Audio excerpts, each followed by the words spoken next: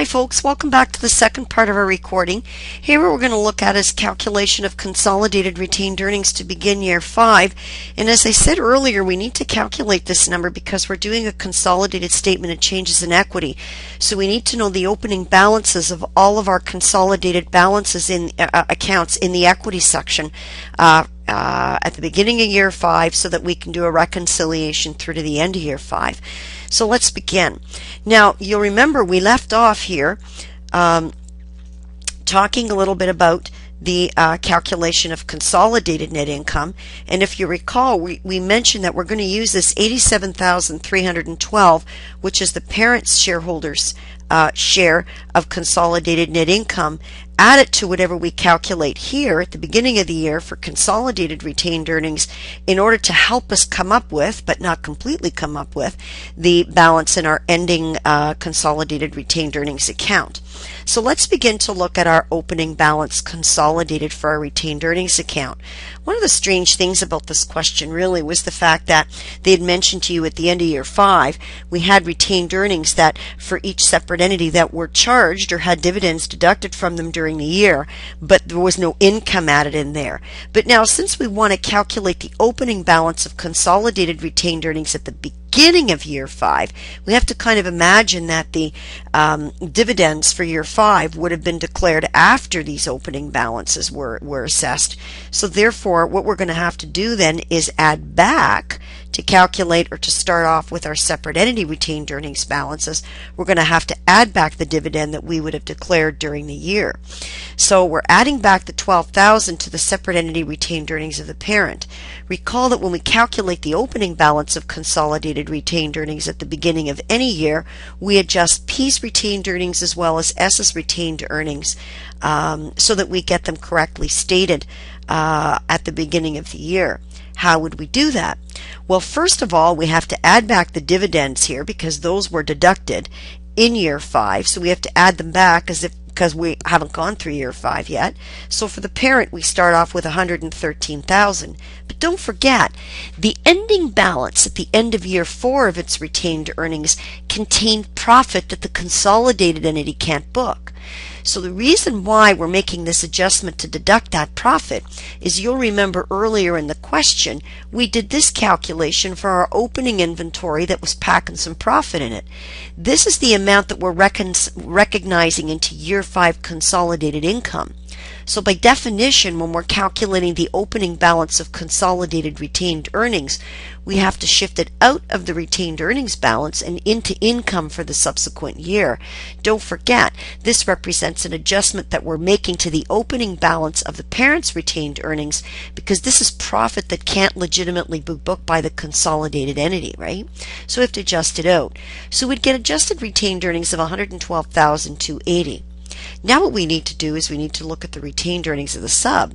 Similarly, we know that the retained earnings of the sub was charged with dividends during the year. So that means that that $34,000 that you have in the problem includes retained earnings that were deducted during year 5. But at the beginning of year 5, they wouldn't have been deducted. So we add them back in. And we'd have opening balance of the sub-separate entity retained earnings of $44,000. But don't forget, not all of that $44,000 was earned by the sub when the parent and the sub were related. So we're going to deduct any of the retained earnings that the sub brought over with it at the time the two parties became related, so that we're only reflecting the amount of retained earnings that the sub earned while the two were related, and that's $24,000. From that $24,000, we're going to make 3 very important adjustments. The first adjustment is to recognize all the amortization of the patents. Remember back quite some time earlier in the problem, we had said that we had amortized an acquisition differential based on the fact that the patents had a value of $20,000 that was going to be fully allocated to, or the acquisition differential was $20,000, and that $20,000 was going to be fully allocated to patents over its remaining useful life of 5 years. Well, from year 1 to the end of year 4, that's for those 5 years. So 4 years, or 20,000 divided by 5, times 4 years total is 16,000.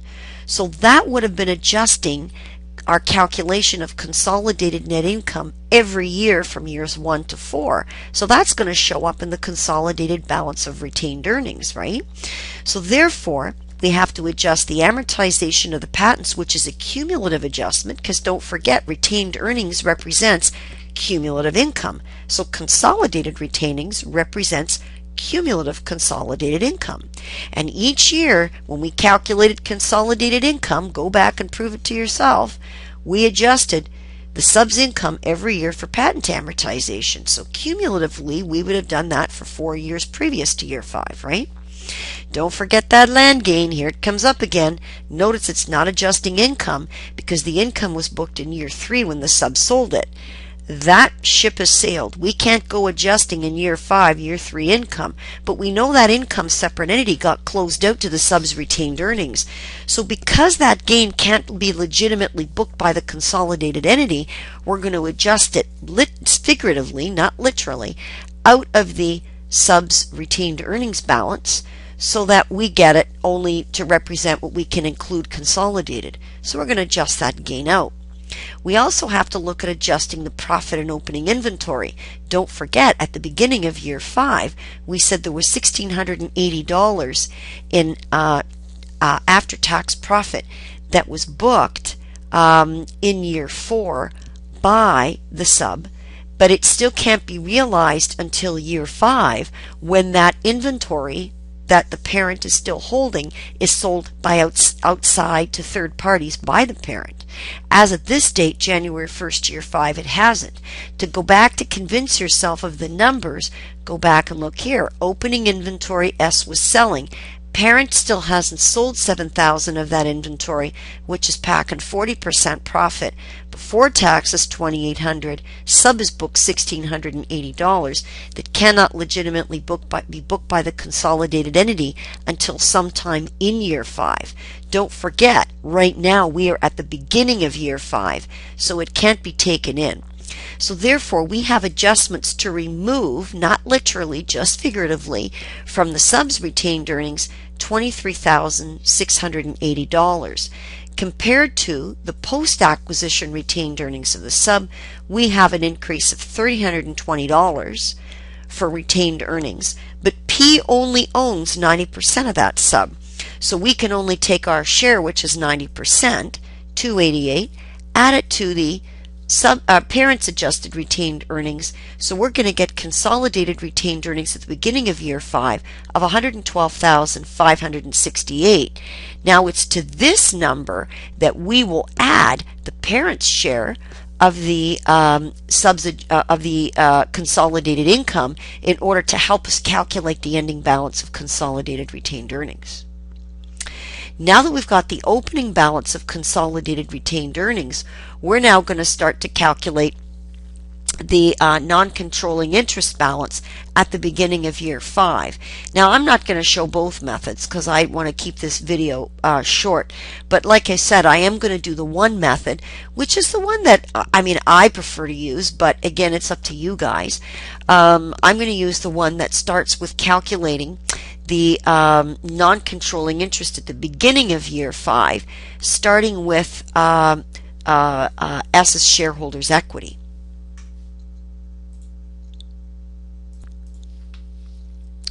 Now don't forget, the NCI, or the non-controlling interest shareholders, are shareholders in the sub.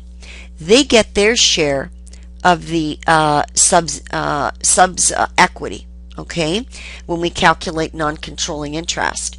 So they're getting their share of the sub's equity plus, and that's going to include the sub's income.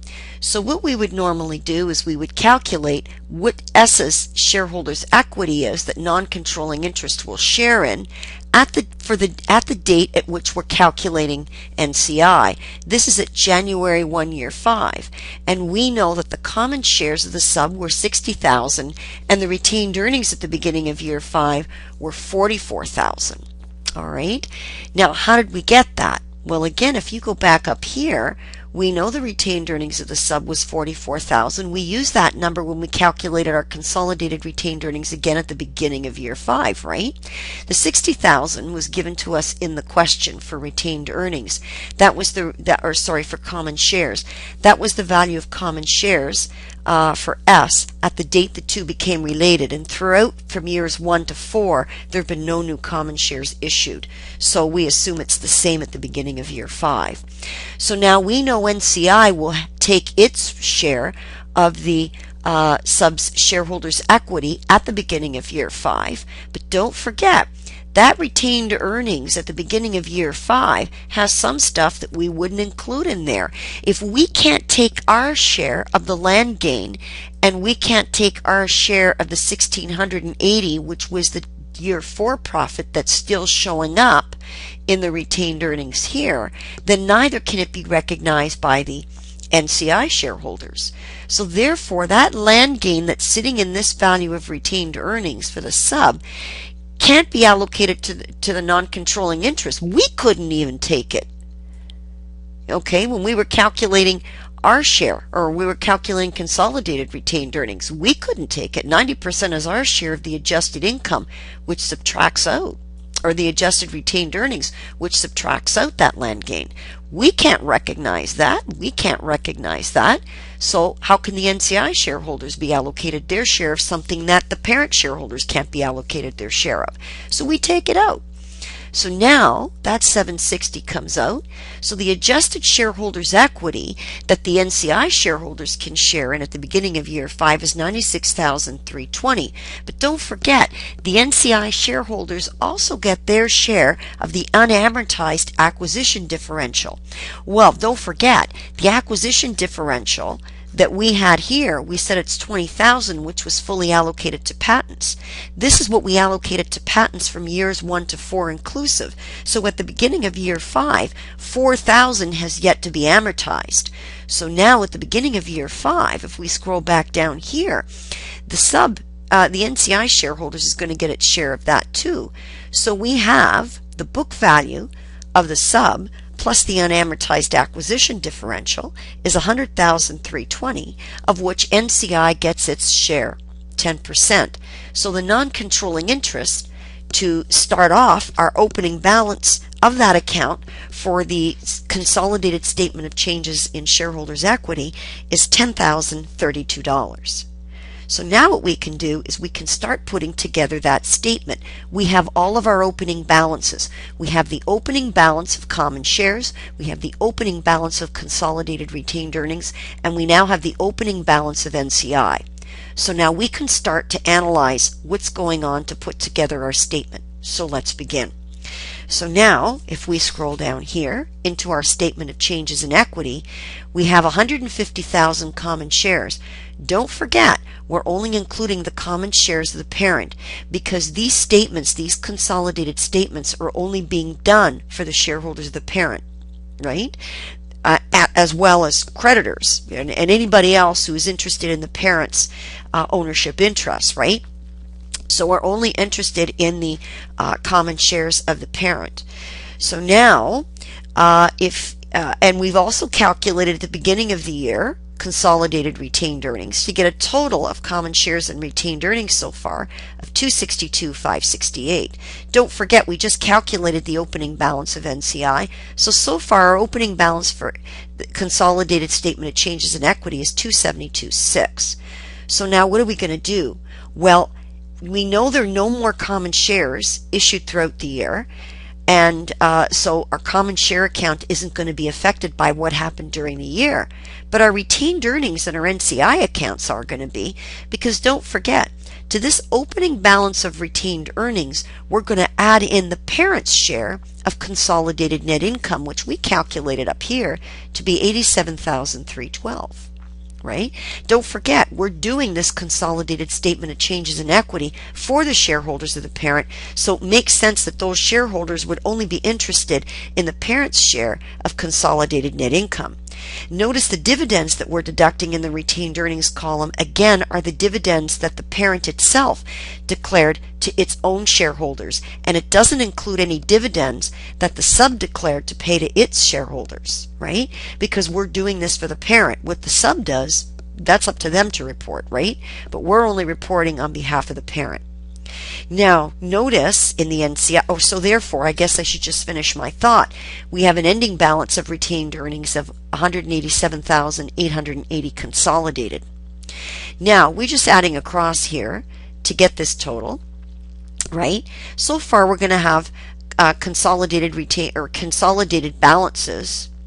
Okay, I should say here that shouldn't be retained earnings. That should be balance at. Well, would help if we spelled right. There we go. So we've got consolidated balances for common shares and retained earnings for a total of $387,880. Now we've got to look at NCI. NCI started off with a consolidated balance of $10,032, but the NCI also gets its share of the subs adjusted income, which we calculated up here to be $4,088, but we also reduce our obligation to NCI shareholders when we pay them a dividend. Now, don't forget, very early on we had said in this question that the parent or the sub had paid out a dividend of $10,000. 90% of that went to the parent, so the other 10% or $1,000 must have gone to the sub. So therefore we deducted in order to get an ending balance for consolidated NCI of $13,120. So if we add this total and the NCI to it, we're going to get a total consolidated balance at the beginning of the year, as we said earlier, of $272,600. We're going to get an ending balance for consolidated shareholders' equity of $351,000. So this actually concludes the statement of changes in equity. Now, there may be some students who want to have a look at how you could calculate these consolidated balances if you weren't asked, say, for example, say the question just said calculate the ending balance of consolidated retained earnings at December 31st, year 5. And maybe it might have said calculate the ending balance of NCI at December 31st, year 5. We only did it the way we did it here, using a statement of changes in equity, because that's what our question asked us to do. But we can verify or validate this $187,880 and this $13,120. So if you want to listen on, it's up to you. We've really finished the question. But in the next part of the video, I'm going to show you how you can actually calculate the ending balances of consolidated retained earnings at the end of year 5, as well as the ending balance of consolidated NCI at the end of year 5, if you didn't have to do a statement of changes in equity. So we'll conclude part 2 right now, and you can catch part 3 of the video if you're interested.